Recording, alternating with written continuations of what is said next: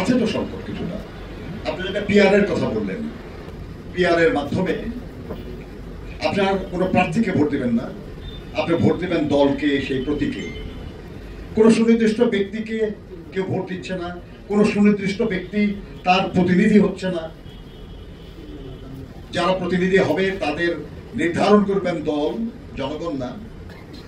এবং তারা কেউ কোনো নির্দিষ্ট এলাকার এমপি হবেন না, তারা হবেন দেশের এমপি। কি পদ্ধতিতে আপনি সেটা বাস্তবায়ন করতে চান, কার্যকর করতে চান, এই নিয়ে আমরা কোনো দলকে কিছু বলতে শুনি না।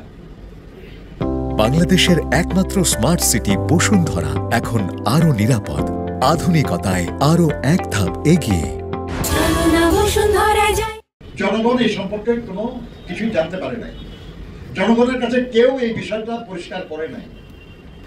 অথচ জনগণের উপর আমরা চাপিয়ে দিতে চাচ্ছি একটা নতুন পদ্ধতি, যে সম্পর্কে তাদের কোনো ধারণা দেওয়া হচ্ছে না।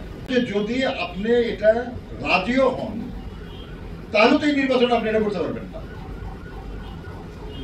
কারণ সংবিধান সংশোধন না হওয়া পর্যন্ত তো এই ব্যবস্থা আপনি কার্যকর করতে পারবেন না। আর সংবিধান সংশোধন করার ক্ষমতা তো সংসদে,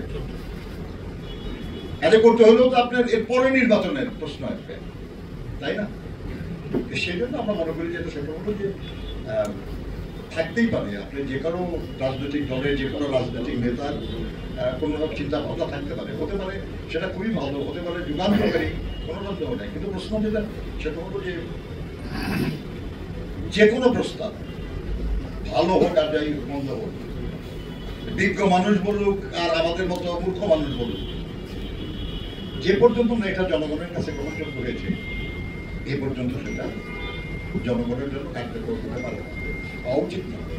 এই ঢাকার পাশে যান না, আপনি কেরানীগঞ্জে পাবে, ওখানে একজন লোককে বলেন যে আমরা এতদিন আপনি যেভাবে প্রতিনিধি নির্বাচন করছেন, আমরা সেইভাবে না, আমরা একটা নতুন পদ্ধতি চাচ্ছি, যাতে ভোটের মূল্য থাকবে, আনুপাতিক হারে হবে।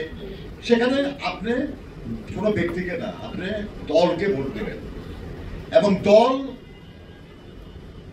এমপি মনোনীত করবে। সেটা আপনার এখান থেকে হতে পারে, অন্য এলাকা হতে পারে। আপনার এই এলাকায় নির্দিষ্ট কোনো এমপি থাকবে না, আপনি কোনো প্রার্থীকে ভোট দেবেন না। এই কথাগুলো আপনি বলছেন তাদেরকে, বলে তাদের মতামত চাইছেন যে তারা এটা রাজি কি রাজি না। মনে করি যে এই নিয়ে যখন ইনসিস্ট করা হয়, তখন তো সন্দেহ করাই যায় আর কি, যে এটা একটা অযৌক্তিক চেষ্টা, যেটা অনিবার্য